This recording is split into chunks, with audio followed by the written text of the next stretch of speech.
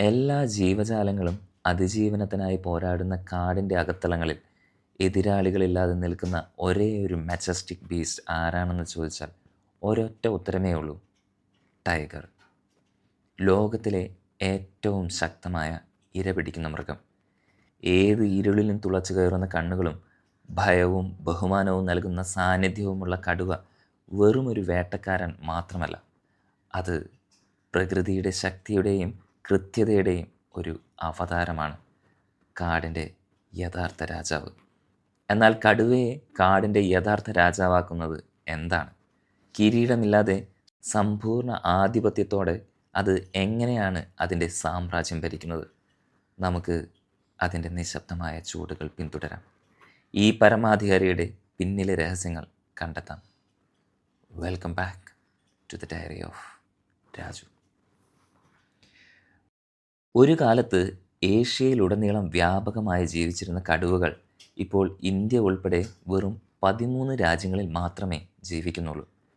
ലോകത്താകമാനമുള്ള കടുവകളുടെ എണ്ണത്തിൻ്റെ 80% നമ്മുടെ ഇന്ത്യയിലാണ്. നൂറ്റാണ്ടുകളായി നമ്മുടെ സംസ്കാരത്തിൻ്റെ ഒരു ഭാഗം കൂടിയാണ് ഇവ.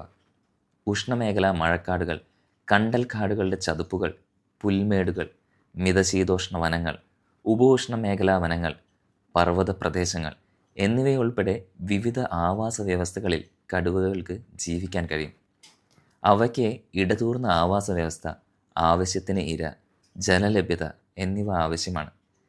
ഇന്ത്യയിലെ ചൂടുള്ള കാടുകൾ മുതൽ സൈബീരിയയിലെ തണുത്ത വനങ്ങൾ വരെ കടുവകൾ വൈവിധ്യമാർന്ന പരിസ്ഥിതികളിൽ അതിജീവിക്കാൻ പൊരുത്തപ്പെട്ടിട്ടുണ്ട്.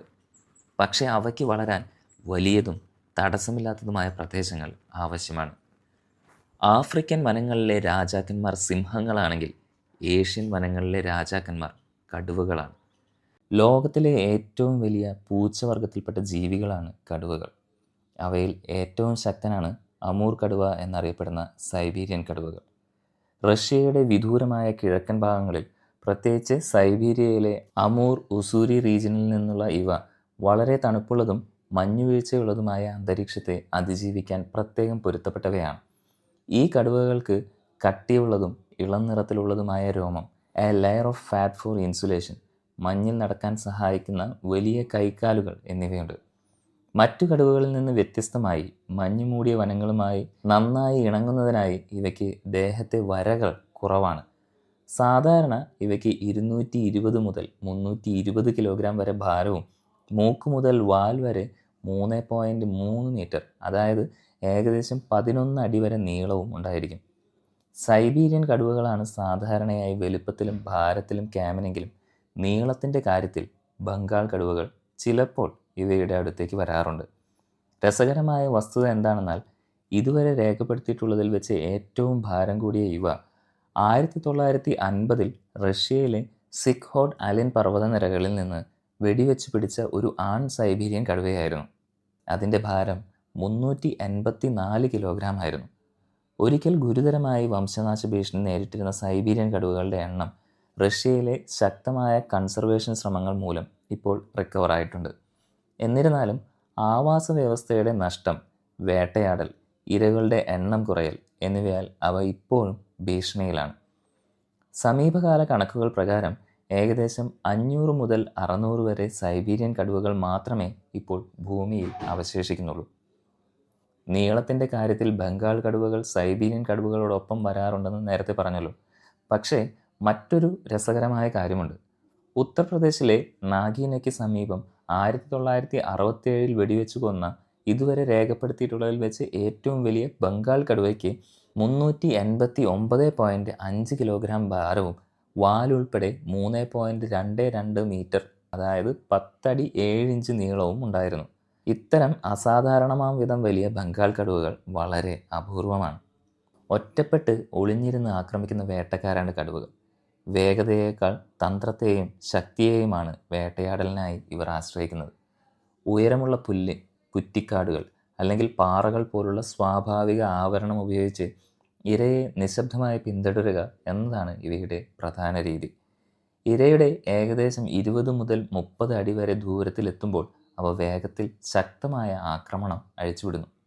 സാധാരണയായി തൊണ്ടയിലോ കഴുത്തിൻ്റെ പിൻഭാഗത്തോ ലക്ഷ്യം വയ്ക്കുന്ന ഇവ ശക്തമായ താടിയെല്ലുകൾ ഉപയോഗിച്ച് ഇരയുടെ ശ്വാസനാളം തകർക്കുകയോ കഴുത്ത് ഒടിക്കുകയോ ചെയ്യുന്നു. ഇത് ഇരയ്ക്ക് ശ്വാസം മുട്ടലിനോ തൽക്ഷണ മരണത്തിനോ കാരണമാകുന്നു. കടുവകൾ കൂടുതലും രാത്രികാലങ്ങളിൽ വേട്ടയാടാൻ ഇഷ്ടപ്പെടുന്നവരാണ്.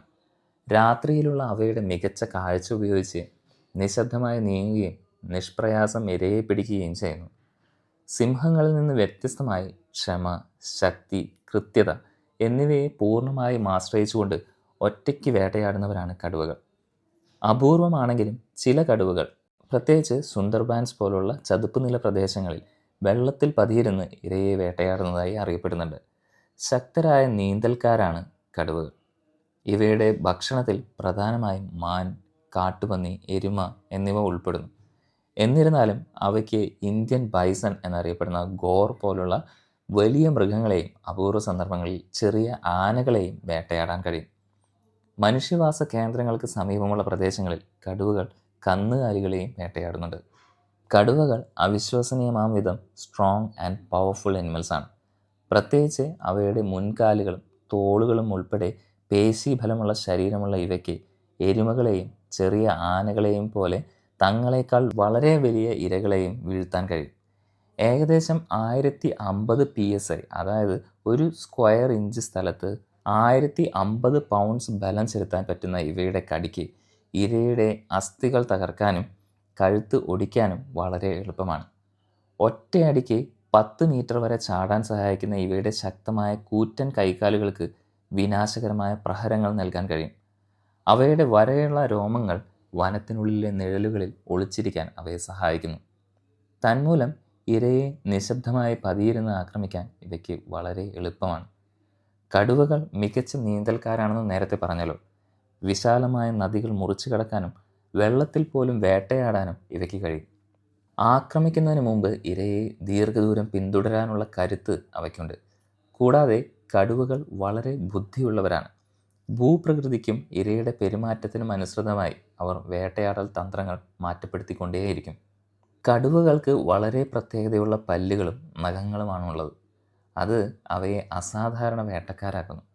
ഇവയ്ക്ക് 3 ഇഞ്ച്, അതായത് 7.5 സെൻറ്റിമീറ്റർ വരെ നീളമുള്ളതും മൂർച്ചയുള്ളതുമായ 30 പല്ലുകളാണുള്ളത്. അവയുടെ കാർനേസിയൽ ടീത്ത് കത്രിക പോലെ പ്രവർത്തിക്കുന്നു. അത് മാംസത്തിനെയും പേശികളെയും വളരെ കാര്യക്ഷമമായി തന്നെ മുറിക്കുന്നു. ഇവയുടെ ശക്തമായ താടിയെല്ലുകൾ അസ്ഥികളെ തകർക്കാൻ ആവശ്യമായ കടിയേൽപ്പിക്കുന്നതിന് ഈ പല്ലുകളെ സഹായിക്കുന്നു. കടുവകൾ ഭക്ഷണം ചവയ്ക്കാറില്ല, പകരം അത് കഷ്ണങ്ങളാക്കി വിഴുങ്ങുകയാണ് ചെയ്യുന്നത്. അവയുടെ നഖങ്ങളും ശ്രദ്ധേയമാണ്.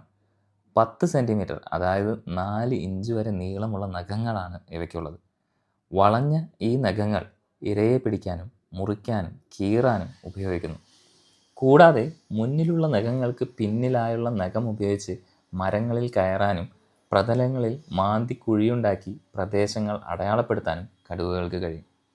കടുവകൾക്ക് 10 മുതൽ 14 ദിവസം വരെ ഭക്ഷണമില്ലാതെ അതിജീവിക്കാൻ കഴിയും.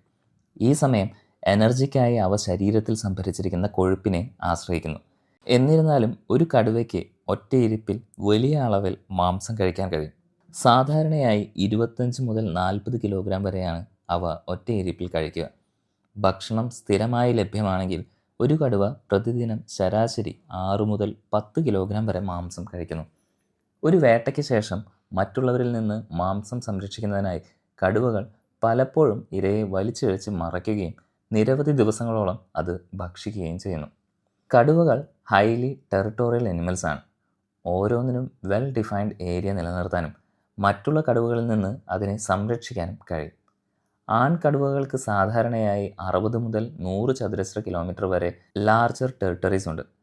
അതേസമയം പെൺകടുവകൾക്ക് ഏകദേശം 20 മുതൽ 40 ചതുരശ്ര കിലോമീറ്റർ വരെ സ്മോളർ ഏരിയാസ് മാത്രമേ കൈവശമുണ്ടായിരിക്കുള്ളൂ. ഒരു ആൺകടുവയുടെ ടെറിട്ടറി പലപ്പോഴും നിരവധി പെൺകടുവകളുടെ ടെറിട്ടറികളുമായി ഓവർലാപ്പ് ചെയ്യുന്നുണ്ടെങ്കിലും അപൂർവമായി മാത്രമേ മറ്റൊരു ആൺകടുവയുടെ ടെറിട്ടറികളുമായി ഓവർലാപ്പ് ചെയ്യാറുള്ളൂ. യൂറിൻ, സ്കാറ്റ് മുതലായ സെൻറ്റ് മാർക്കിങ്സും മരങ്ങളിലെ പോറലുകളും നിലത്ത് ചുരണ്ടുന്നതിലൂടെയുമൊക്കെയാണ് കടുവകൾ അവരുടെ ടെറിട്ടറീസ് അടയാളപ്പെടുത്തുന്നത്. ഇത് കോൺഫ്ലിക്ട്സ് തടയാനും സഹായിക്കുന്നു. ഇരയിലേക്കുള്ള ആക്സസ് ഉറപ്പാക്കാനും മേറ്റിങ്ങിനുമുള്ള മികച്ച അവസരങ്ങൾ എൻഷുർ ചെയ്യാനും അവയെ സഹായിക്കുന്നു. കടുവകളുടെ നിലനിൽപ്പിന് ടെറിട്ടോറിയൽ ബൗണ്ടറീസ് നിർണായകമാണ്.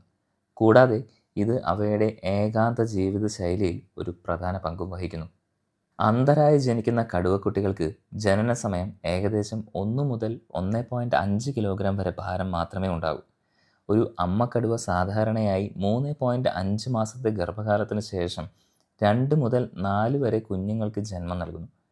കുഞ്ഞുങ്ങൾ ഏകദേശം ഒരു ആഴ്ചയ്ക്ക് ശേഷം കണ്ണുകൾ തുറക്കാൻ തുടങ്ങുകയും ഏകദേശം 2 മുതൽ 3 ആഴ്ച പ്രായമാകുമ്പോൾ നടക്കാൻ തുടങ്ങുകയും ചെയ്യുന്നു. ആദ്യത്തെ കുറച്ച് മാസങ്ങളിൽ അവ പൂർണ്ണമായും അമ്മയുടെ പാലിനെയും പരിചരണത്തെയും ആശ്രയിക്കുന്നു. ഏകദേശം 6 മുതൽ 8 ആഴ്ച വരെ അവ മാംസം കഴിക്കാൻ തുടങ്ങുകയും 5 മുതൽ 6 മാസം വരെ അവ അമ്മയെ നിരീക്ഷിച്ചും പിന്തുടർന്നും വേട്ടയാടാൻ പഠിക്കാൻ തുടങ്ങുകയും ചെയ്യും. 2 മുതൽ 3 വർഷം വരെ അമ്മയോടൊപ്പം താമസിക്കുന്ന കുഞ്ഞുങ്ങൾ പിന്നീട് സ്വന്തം ടെറിട്ടറി സ്ഥാപിക്കാൻ പോകുന്നു. ഈ പ്രാരംഭഘട്ടം പഠനവും അതിജീവനവും നിറഞ്ഞതാണ്. നിർഭാഗ്യവശാൽ വേട്ടക്കാരുടെ ഭീഷണി, പട്ടിണി അല്ലെങ്കിൽ എതിരാളികളായ ആൺകടുവകളുടെ ആക്രമണം എന്നിവ കാരണം എല്ലാ കുഞ്ഞുങ്ങളും അതിജീവിക്കാറില്ല.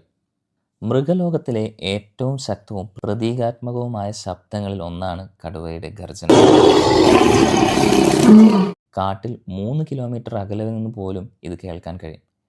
ഇരയെ ഭയപ്പെടുത്താനല്ല, മറിച്ച് എതിരാളികൾക്ക് മുന്നറിയിപ്പ് നൽകാനും ടെറിട്ടറി അടയാളപ്പെടുത്താനും ചിലപ്പോൾ ഇണകളെ കണ്ടെത്താനും ആശയവിനിമയം നടത്താനും വേണ്ടിയാണ് കടുവകൾ അലറുന്നത്. ഓരോ കടുവയുടെയും ഗർജനം സവിശേഷമാണ്. കൂടാതെ അതിലൂടെ ഇവയുടെ ഐഡൻറ്റിറ്റി, ശക്തി, ഉദ്ദേശം എന്നിവ അറിയിക്കാനും കഴിയും. കൂട്ടമായി വേട്ടയാടുന്ന സിംഹങ്ങളിൽ നിന്ന് വ്യത്യസ്തമായി കടുവകൾ പ്രധാനമായും ഒറ്റയ്ക്ക് വേട്ടയാടുന്നവരാണ്. എന്നിരുന്നാലും ഒരു കടുവയുടെ വളർച്ചയുടെ സമയത്ത് ഒരു കടുവയും കുഞ്ഞുങ്ങളും ഒരുമിച്ച് വേട്ടയാടുന്ന അപൂർവ സന്ദർഭങ്ങളുമുണ്ട്. കുഞ്ഞുങ്ങൾ വളരുമ്പോൾ ഏകദേശം 5 മുതൽ 6 മാസം വരെ അമ്മ അവയെ തൻ്റെ വേട്ടയാടൽ നിരീക്ഷിക്കാനും ഇടയ്ക്കിടെ പങ്കെടുക്കാനും അനുവദിച്ചുകൊണ്ട് അവയ്ക്ക് അത്യാവശ്യമായ വേട്ടയാടൽ കഴിവുകൾ പഠിപ്പിക്കാൻ തുടങ്ങുന്നു. ചിലപ്പോൾ അവ ചെറിയ ഇരകളെ കൊല്ലാതെ പരിക്കേൽപ്പിക്കും. ഇത് കുഞ്ഞുങ്ങൾക്ക് പരിശീലിക്കാനും അവസാനം ഇരയെ കൊല്ലാനും അവസരം നൽകുന്നു. കുടുംബാധിഷ്ഠിതമായ ഈ വേട്ടയാടൽ സ്വഭാവം താൽക്കാലികമാണ്. നമ്മൾ നേരത്തെ പറഞ്ഞതുപോലെ പഠനഘട്ടത്തിൽ മാത്രം നിലനിൽക്കുന്നതാണ് ഇത്. വേട്ടയാടൽ തന്ത്രങ്ങളുടെ ഭാഗമായി മറ്റു മൃഗങ്ങളുടെ ശബ്ദം അനുകരിക്കാനുള്ള ആകർഷകമായ കഴിവും കടുവകൾക്കുണ്ട്. വോക്കൽ മിമിക്രി എന്നറിയപ്പെടുന്ന ഈ സ്വഭാവം കാട്ടിൽ, പ്രത്യേകിച്ച് സുന്ദർബാൻസ് പോലുള്ള പ്രദേശങ്ങളിൽ നിരീക്ഷിക്കപ്പെട്ടിട്ടുണ്ട്. ഉദാഹരണത്തിന്, കടുവകൾ അവയുടെ പ്രധാന ഇരകളിൽ ഒന്നായ സാംബാർ ഡീറിൻ്റെ വിളി അനുകരിക്കുന്നതായി റിപ്പോർട്ട് ചെയ്യപ്പെട്ടിട്ടുണ്ട്. ഈ ശബ്ദങ്ങൾ അനുകരിക്കുന്നതിലൂടെ ഒരു കടുവയ്ക്ക് അവയുടെ ഇരയെ കൂടുതൽ ആകർഷിക്കാൻ കഴിയും. ഇത് പതിയിരുന്നുള്ള ആക്രമണം കൂടുതൽ ഫലപ്രദമാക്കുന്നു. ഈ സ്വഭാവം അപൂർവവും പൂർണ്ണമായും മനസ്സിലാക്കാൻ കഴിയാത്തതുമാണെങ്കിലും ഒരു വേട്ടക്കാരൻ എന്ന നിലയിൽ കടുവയുടെ ഇൻ്റലിജൻസും അഡാപ്റ്റബിലിറ്റിയും ഇത് എടുത്തു കാണിക്കുന്നു. മനുഷ്യരെയും മറ്റ് പല മൃഗങ്ങളെയും അപേക്ഷിച്ച് കടുവകൾക്ക് അസാധാരണമായ ഷോർട്ട് ടേം മെമ്മറി ഉണ്ട്. മനുഷ്യരെക്കാൾ 30 മടങ്ങ് കൂടുതൽ കടുവയുടെ ഷോർട്ട് ടേം മെമ്മറി നിലനിൽക്കുമെന്ന് പഠനങ്ങൾ സൂചിപ്പിക്കുന്നു. അതായത് ഹ്രസ്വമായി ലഭിക്കുന്ന സൂചനകളാണെങ്കിൽ പോലും ഇരയുടെ സ്ഥാനം, ജലസ്രോതസ്സുകൾ അല്ലെങ്കിൽ അപകട സാധ്യത എന്നിവ വളരെ കാലം അവയ്ക്ക് ഓർമ്മിക്കാൻ കഴിയും. ഈ ശക്തമായ ഓർമ്മ അവയെ മൃഗങ്ങളെ ട്രാക്ക് ചെയ്യാനും മുൻകാല ഭീഷണികൾ ഒഴിവാക്കാനും വലിയ പ്രദേശങ്ങളിൽ കൃത്യതയോടെ സഞ്ചരിക്കാനും സഹായിക്കുന്നു. ഹണ്ടിങ് സ്ട്രാറ്റജിയെയും ടെറിട്ടോറിയൽ മാനേജ്മെൻറ്റിനെയും സഹായിക്കുന്ന ഒരു ക്രൂഷ്യൽ സർവൈവൽ ടൂളാണ് അവയുടെ ഈ ഷാർപ്പ് മെമ്മറി. കടുവകൾ സാധാരണയായി മനുഷ്യരെ ആക്രമിക്കാറില്ല, പക്ഷേ ചില സാഹചര്യങ്ങളിൽ അവ ആക്രമിച്ചേക്കാം. ഏറ്റവും സാധാരണമായ കാരണങ്ങളിലൊന്ന് സ്വയം പ്രതിരോധമാണ്. ഒരാൾ വളരെ അടുത്തെത്തിയാൽ, പ്രത്യേകിച്ച് കുഞ്ഞുങ്ങളുള്ള ഒരു പെൺകടുവയുടെ അടുത്തേക്കെത്തിയാൽ, ആ ഭീഷണിയെ നേരിടാനായി അവ ആക്രമണാത്മകമായി പ്രതികരിക്കാം. ഇരയെ വേട്ടയാടാൻ പാടുപെടുന്ന പരിക്കേറ്റ പ്രായമായ അല്ലെങ്കിൽ ദുർബലമായ കടുവകൾ മനുഷ്യരെ എളുപ്പത്തിൽ ലക്ഷ്യമാക്കി ആക്രമിക്കാൻ ശ്രമിക്കും. ചില സന്ദർഭങ്ങളിൽ മനുഷ്യർ അറിയാതെ കടുവകളുടെ ടെറിട്ടറിയിലേക്ക് കടക്കുകയാണെങ്കിൽ അവയുടെ ടെറിട്ടറി സംരക്ഷിക്കുന്നതിനായും അവ ആക്രമിക്കാറുണ്ട്. കൂടാതെ കടുവകൾ മനുഷ്യ സാന്നിധ്യവുമായി പൊരുത്തപ്പെടുന്ന പ്രദേശങ്ങളിൽ അവയ്ക്ക് സ്വാഭാവിക ഭയം നഷ്ടപ്പെട്ടേക്കാം. ഇത് ആക്രമണ സാധ്യത വർദ്ധിപ്പിക്കും. അപൂർവമായി ചില കടുവകൾ നരഭോജികളായി മാറാറുണ്ട്. പ്രത്യേകിച്ച് സുന്ദർബാൻസ് പോലുള്ള പ്രദേശങ്ങളിൽ പലപ്പോഴും ആവാസ ഹാബിറ്റേറ്റ് ഇഷ്യൂസ്, പരിക്ക് അല്ലെങ്കിൽ ഇരയുടെ ദൗർലഭ്യം എന്നിവ കാരണമാണ് ഇവ ഇങ്ങനെയാവുന്നത്. മൊത്തത്തിൽ സ്വാഭാവിക ആക്രമണത്തേക്കാൾ മനുഷ്യൻ്റെ കടന്നുകയറ്റത്തിൽ നിന്നോ സംഘർഷത്തിൽ നിന്നോ ആണ് മിക്ക ടൈഗർ അറ്റാക്സും ഉണ്ടാകുന്നത്. കടുവയുടെ ടെറിട്ടറിയിലേക്ക് കടന്നു കയറിയ വ്ളാഡിമിർ മാർക്കോവിൻ്റെ കഥ നമ്മൾ നേരത്തെ ഒരു വീഡിയോയിൽ ചെയ്തിട്ടുള്ളതാണ്. പ്രകൃതിയുടെ മഹത്തായ കഥയിൽ കടുവകൾ ശക്തിയുടെയും നിഗൂഢതയുടെയും മഹത്വത്തിൻ്റെയും പ്രതീകമായി നിലകൊള്ളുന്നു. കാടിനുള്ളിൽ പ്രതിധ്വനിക്കുന്ന അതിൻ്റെ ഉഗ്രമായ ഗർജനം മുതൽ അതിൻ്റെ മൂർച്ചയുള്ള ഓർമ്മശക്തി, തന്ത്രപരമായ വേട്ടയാടൽ കഴിവുകൾ, അതുല്യമായ സൗന്ദര്യം എന്നിവ വരെ കടുവ യഥാർത്ഥത്തിൽ കാട്ടിലെ രാജാവ് എന്ന പദവിക്ക് അനുസൃതമായി ജീവിക്കുന്നു. എന്നാൽ അഗ്നിപർവ്വത സ്ഫോടനങ്ങൾ പോലുള്ള പ്രകൃതി ദുരന്തങ്ങൾ, മനുഷ്യരുമായുള്ള സംഘർഷങ്ങൾ, നിരന്തരമായ വേട്ടയാടൽ തുടങ്ങിയവ ഈ മനോഹരമായ ജീവിയെ വംശനാശത്തിൻ്റെ വക്കിലേക്ക് തള്ളിവിട്ടു. വേട്ടയാടൽ രീതികളും ശാരീരിക സവിശേഷതകളും മുതൽ കുടുംബ ബന്ധങ്ങളും അപൂർവ പെരുമാറ്റങ്ങളും വരെ നമ്മൾ പര്യവേക്ഷണം ചെയ്ത ഓരോ വസ്തുതയും അവയുടെ മഹത്വത്തെ ഓർമ്മിപ്പിക്കുന്നു. കടുവ വെറുമൊരു വേട്ടക്കാരനല്ല, അത് ആവാസ വ്യവസ്ഥയുടെ ഒരു സുപ്രധാന ഭാഗമാണ്. കാട്ടിലെ ജീവിക്കുന്ന ഇതിഹാസമാണ്.